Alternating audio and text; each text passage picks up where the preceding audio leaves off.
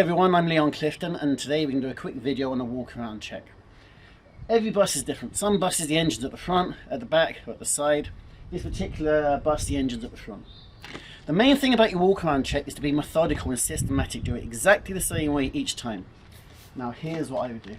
As I approach the bus, I make sure she's sitting squarely on the road. She's not leaning to one side, so there's nothing wrong with the hydraulics.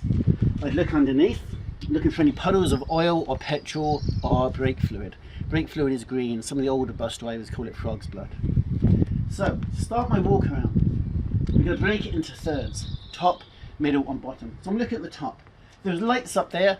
I'd say they were fine or not, but there's none on this bus. The paintwork is fine.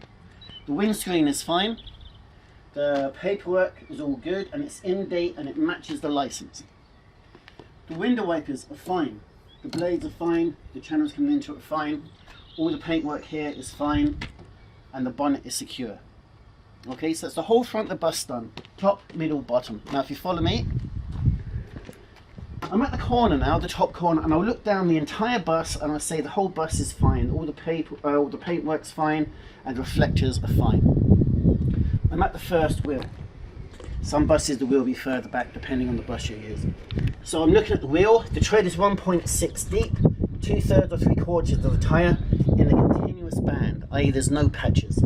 No lumps or bumps or foreign bodies, screws or nails. The rim is fine. I'm down to the nuts. They're on tight. There's no fluid behind them. If they had arrows on, they will point in the correct direction, but arrows are a company choice, not a legal requirement. Down to the bottom of the rim, it's fine. Bottom of the tyre, no lumps or bumps or cracks or foreign bodies. It's inflated correctly. If it wasn't, I'd use a gauge. Otherwise, I'd take it to a garage and I'd get it checked. So now, we're moving that. Even though we've checked it all by staying here and saying it's all fine, we're now going to verbalise, we're going to speak everything we see. The lights are fine, bodyworks are fine, any panels I'd make sure they were closed and secure. I'm at the back wheels, same thing again. 1.6 of tread, I'm starting from top.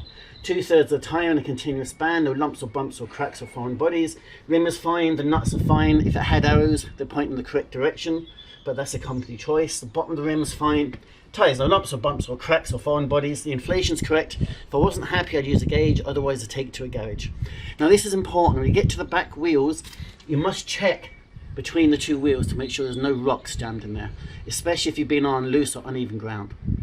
If you was doing this as part of your CPC on your test day, you wouldn't actually need to put your hands in and get them dirty. You can just verbalise. I would check between the two tyres. Okay, carrying on. Glass is fine. Paintwork is fine. Everything's fine. Reflectors and lights are fine. And now I'm at the back of the bus. Once again, I'll break it into thirds. Top of the bus is fine. Bodywork, paintwork, the screen's fine. The bonnet's secure. The lights are fine. The lights aren't on yet. I'm just checking the clusters. There's no cracks or damage to them. The license plate is fine and it's illuminated. Now I go around to this corner. I look down the whole bus. Do the same thing. Paintwork's fine. Bodywork's fine. Emergency exit's fine. And I continue down this side the same as I did coming up the first side.